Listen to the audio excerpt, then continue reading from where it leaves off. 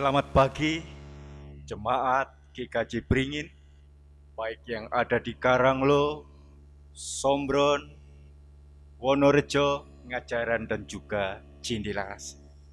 Pagi ini kita bersyukur kita masih diberi kesempatan untuk bersama-sama beribadah di Minggu Palmarum. Meskipun karena situasi, kita semua beribadah di rumah masing-masing. Bapak, Ibu, dan saudara-saudara yang dikasihi Tuhan, tiba saatnya kita akan mengeningkan hati, pikiran untuk bersama-sama mendengarkan sapaan Tuhan lewat pemberitaan firman. Namun demikian, kita akan berdoa terlebih dahulu, memohon Roh Kudus menerangi hati setiap kita, sehingga dimampukan untuk mengerti, memahami, dan melakukan. Mari kita berdoa. Bapa yang di surga, tiba saatnya kami, para anak-anak Tuhan, umat kepunyaan Tuhan, jemaat GKJ Beringin, membuka hati, pikiran, dan segenap hidup untuk mendengarkan firman Tuhan. Kiranya Roh Kudus menuntun dan memampukan setiap kami mengerti dan dimampukan juga untuk melakukannya. Di dalam Kristus Yesus Tuhan kami berdoa. Amin. Bapak, Ibu, saudara-saudara yang dikasihi Tuhan, anak-anakku yang saat ini bersama keluarga, kita akan mendengarkan firman Tuhan di Minggu Palmarum ini, terambil di dalam Injil Matius 21 ayatnya 1 sampai 11. Demikian bunyi firman Tuhan. Yesus dielu-elukan di Yerusalem. Ketika Yesus dan murid-muridnya telah dekat Yerusalem dan tiba di Betfage yang terletak di Bukit Zaitun, Yesus menyuruh 2 orang muridnya dengan pesan, "Pergilah ke kampung yang di depanmu itu, dan di situ kamu akan segera menemukan seekor keledai betina tertambat dan anaknya ada dekatnya. Lepaskanlah keledai itu dan bawalah keduanya kepadaku. Dan jikalau ada orang menegur kamu, katakanlah, Tuhan memerlukannya. Ia akan segera mengembalikannya." Hal itu terjadi supaya genaplah firman yang disampaikan oleh Nabi. "Katakanlah kepada putri Sion, lihat, rajamu datang kepadamu, ia lemah lembut dan mengendarai seekor keledai beban yang mudah." Maka pergilah murid-murid itu dan berbuat seperti yang ditugaskan Yesus kepada mereka. Mereka membawa keledai betina itu bersama anaknya, lalu mengalasinya dengan pakaian mereka, dan Yesus pun naik ke atasnya. Orang banyak yang sangat besar jumlahnya menghamparkan pakaiannya di jalan. Ada pula yang menolong ranting-ranting dan pohon-pohon dan menyebarkannya di jalan. Dan orang banyak itu berjalan di depan Yesus, dan yang mengikutinya dari belakang berseru, katanya, "Hosana bagi anak Daud, diberkatilah dia yang datang dalam nama Tuhan. Hosana di tempat yang maha tinggi." Dan ketika ia masuk ke Yerusalem, gemparlah seluruh kota itu. Dan orang berkata, "Siapakah orang ini?" Dan orang banyak itu menyahut, "Inilah Nabi Yesus dari Nazaret di Galilea." Berbahagialah setiap kita yang mau merenungkan firman Tuhan dan melakukannya dalam kehidupan keseharian kita. Hosiana. Saudara-saudara yang dikasihi Tuhan, Bapak, Ibu, dan anak-anakku yang saat ini beribadah di rumah, pagi ini kita akan merenungkan sebuah tema yang sangat menarik. Rendah hati, tanda anak Tuhan. Saya sempat berpikir, di tengah-tengah zaman yang penuh kompetisi, Di tengah-tengah zaman yang saat ini juga sering terjadi pencitraan orang dengan apa yang dikatakan dan apa yang diperbuat, masing-masing rupanya motivasinya tidak mudah untuk diselami. Lalu yang menjadi pertanyaannya, bagaimana kita akan memahami orang itu rendah hati? Bapak, Ibu, dan saudara-saudara yang dikasihi Tuhan, pengertian rendah hati, kalau saudara-saudara kita mengatakan tawadu, secara umum sikap yang tidak sombong atau tidak menyombongkan diri karena kelebihan yang dimiliki. Tetapi kerendahan hati itu tidak berhenti pada definisi. Kerendahan hati juga tidak berhenti pada hanya sekedar makna, pengertian. Kerendahan hati itu sikap. Kerendahan hati itu pancaran sikap hidup seseorang. Nah, di tengah-tengah situasi yang saya sebutkan di atas, penuh kompetisi dan pencitraan, apakah masih ada orang yang benar-benar rendah hati? Kenapa demikian? Saat ini berlomba-lomba banyak orang untuk menjadi seseorang, to become someone, menjadi seseorang. Dan banyak orang berlomba-lomba untuk menolak disebut bukan siapa-siapa. Orang pengen dihargai, orang pengen diakui statusnya, orang pengen diakui keberadaannya. Maka lahirlah sikap pencitraan, sikap menampilkan beda dari yang lain yang tentu dengan harapan lebih, tidak sekedar beda.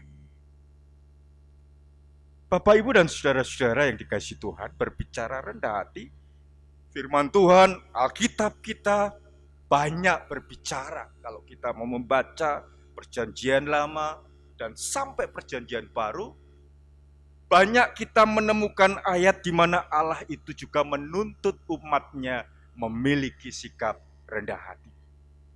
Dan pagi ini, di Minggu Palmarum, kita bersyukur diberi tema yang sangat indah, rendah hati, tanda anak Tuhan. Dan secara khusus saya berfokus pada bacaan Injil Matius 11 ayat 1 sampai 11. Meskipun keempat Injil menceritakan hal yang sama. Yesus dielu-elukan dalam peristiwa di Minggu Palmarum itu. Bapak, Ibu, dan saudara-saudara yang dikasihi Tuhan, sebetulnya apa sih yang menarik dari Minggu Palmarum? Atau kata orang lebih menyingkatnya Minggu Palma. Apa yang menarik dari daun ini yang menjadi simbol? Baik di gereja Kristen, gereja Katolik, pagi ini sampai siang nanti, Bapak Ibu akan ketemu saudara-saudara kita membawa daun palem kalau situasinya tidak seperti saat ini. Ada yang menarik dari Minggu Palmarum. Yang pertama, kita diingatkan beberapa hari sebelum Yesus disalibkan dan mati, dia dielu-elukan, dipuja dengan antusiasme, semangat, antusias. Orang-orang Yahudi, orang Israel itu menyambut Yesus.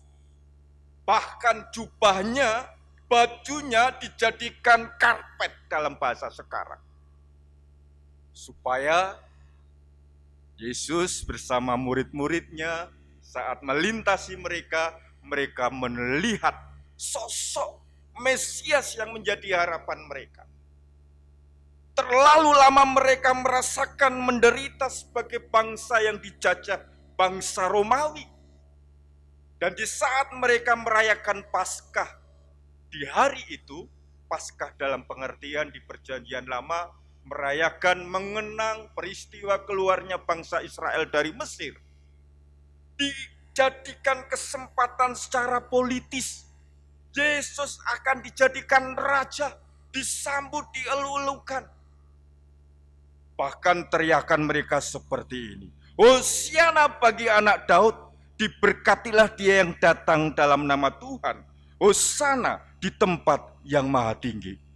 Kalau Bapak Ibu sempat membaca Injil Markus pasal 11 ayat 9, jangan dikatakan, diberkatilah kerajaan yang datang, kerajaan Bapa kita Daud, Hosana di tempat yang maha tinggi. Apa artinya? Orang-orang Yahudi ini yang sedang merayakan Paskah, pikiran, hati sedang berpusat pada memori masa lalu keluarnya bangsa Israel dari Mesir, supaya juga terjadi mereka keluar dari situasi dijajah bangsa Romawi dengan harapan Yesus menjadi raja secara politis. Itu yang pertama. Yang kedua, orang-orang yang selama ini mendengar, orang-orang yang selama ini melihat apa yang dilakukan Yesus, mujizat-mujizat yang dikerjakannya, kesembuhan-kesembuhan yang dilakukan pada orang sakit, mereka berpikir pasti Yesus juga bisa melakukan mujizat, membebaskan mereka dari jajahan bangsa Romawi. Mereka sangat antusias menyambutnya. Nah, Bapak, Ibu, dan saudara-saudara yang dikasihi oleh Tuhan, ada yang menarik. Justru di saat mereka, orang-orang Israel, orang-orang Yahudi ini menyambut sebagaimana ekspektasi harapan yang begitu tinggi, Yesus malah mendemonstrasikan sesuatu yang sungguh-sungguh bertolak belakang. Apa itu? Tatkala masuk Yerusalem, orang yang terhormat, orang yang dianggap akan mewakili pimpinan mereka di mata orang Yahudi, pasti harapannya seorang hero, seorang pahlawan yang siap perang. Tetapi Yesus justru naik keledai yang sangat mudah. Tidak naik kuda yang biasanya dipakai oleh seorang raja yang mau berperang. Ini simbol. Kehidupan iman itu penuh simbol. Jadi kita orang percaya harus belajar bahwa hidup itu banyak simbol-simbol yang harus kita mengerti. Jadi tatkala Yesus menyuruh muridnya untuk bisa mendapatkan keledai itu bukan sekedar untuk mengantar berjalan, tetapi simbol.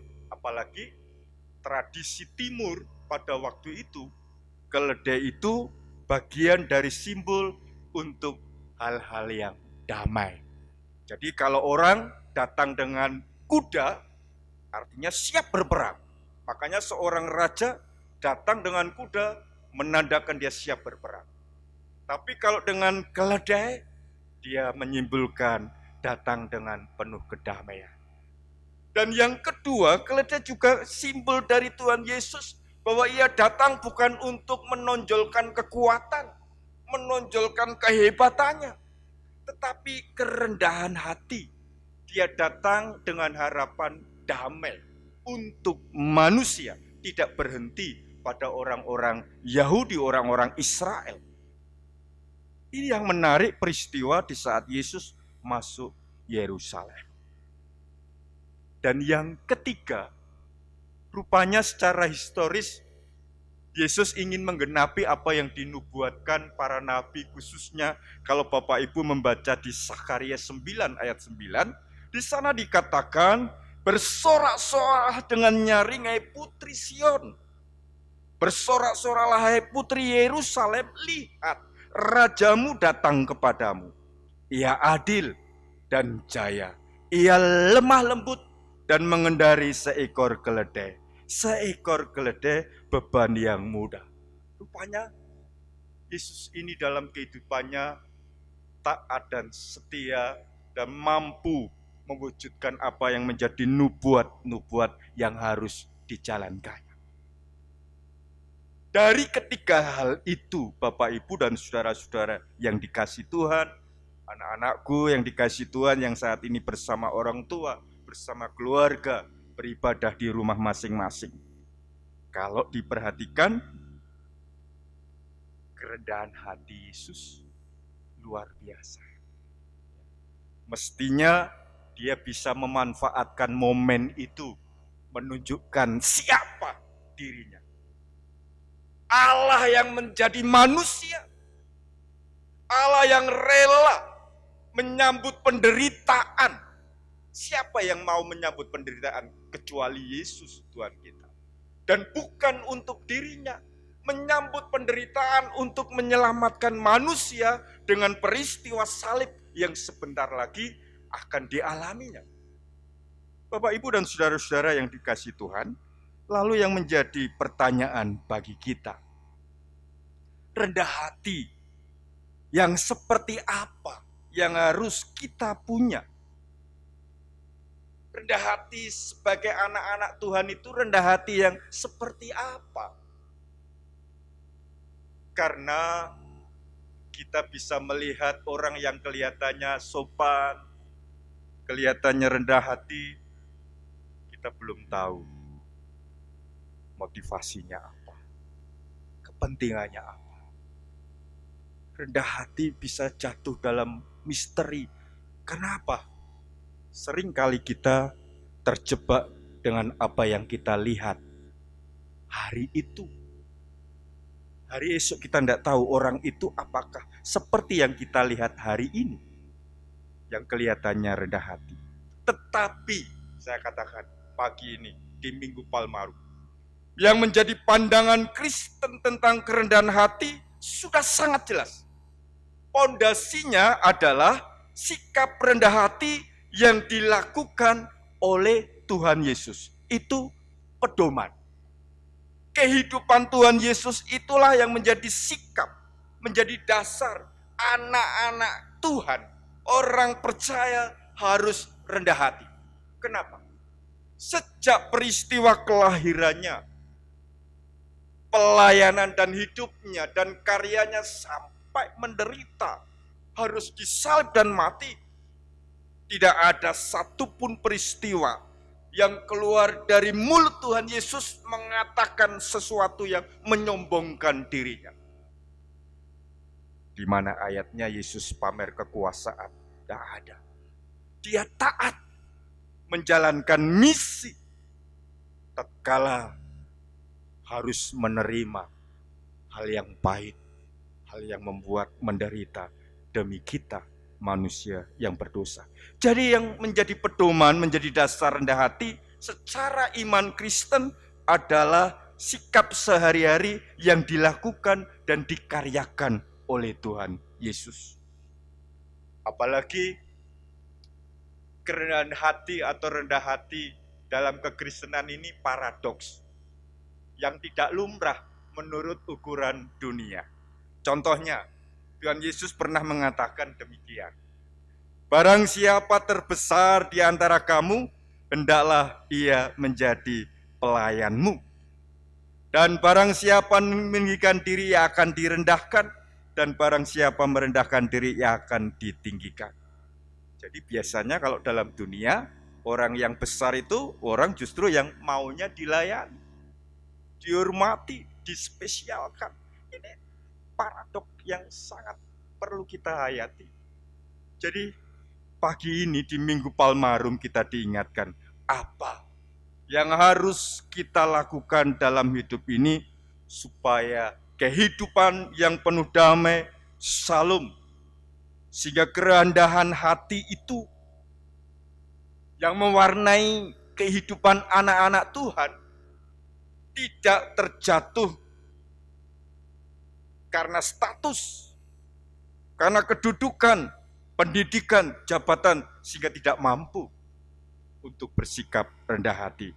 Nah, di akhir khotbah saya ini ada 4 catatan, 4 hal. Silahkan Bapak Ibu, saudara-saudara dan anak-anakku disimpan dalam hati dan nanti diwujudkannya dalam kehidupan sehari-hari. Sehingga Minggu Palmarum kali ini benar-benar kita ada sesuatu yang memperbaharui.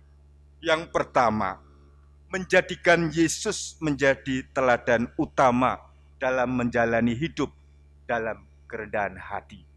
Jadi Yesus itu menjadi patron, menjadi teladan utama. Kiblat kita Yesus, bukan yang lain. Yang kedua, memiliki gaya hidup yang mau diajar dan belajar. Kenapa?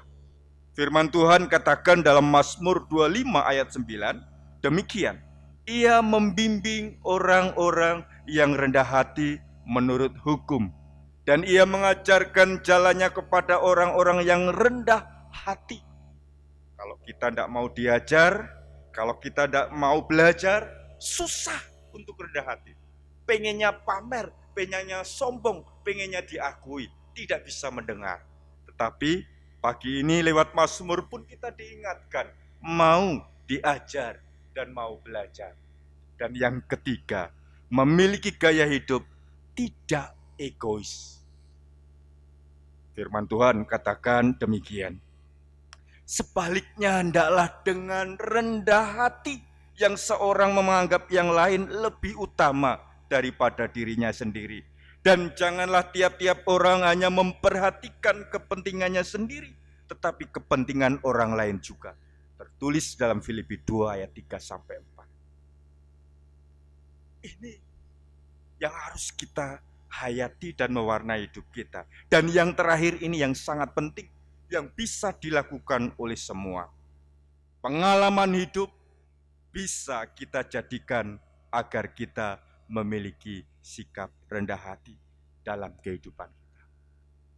Mestinya orang yang semakin tua, semakin bertambah usia, semakin banyak pengalaman, bermuara pada sikap hidup yang rendah hati. Bapak, Ibu, saudara-saudara yang dikasihi Tuhan, anak-anakku, jemaat GKJ Beringin, dan saudara-saudara yang lain yang saat ini mungkin melihat dan juga mendengar khotbah saya. Biarlah di Minggu Palmarum ini, kerendahan hati menjadi tanda kalau kita ini adalah anak Tuhan. Bukan apa yang kita miliki, tetapi sikap hidup yang meneladani Yesus. Kerendahan hati yang ditoladankan menjadi tanda kita ini adalah anak Tuhan. Selamat memasuki Minggu Palmarum. Tuhan memberkati. Amin.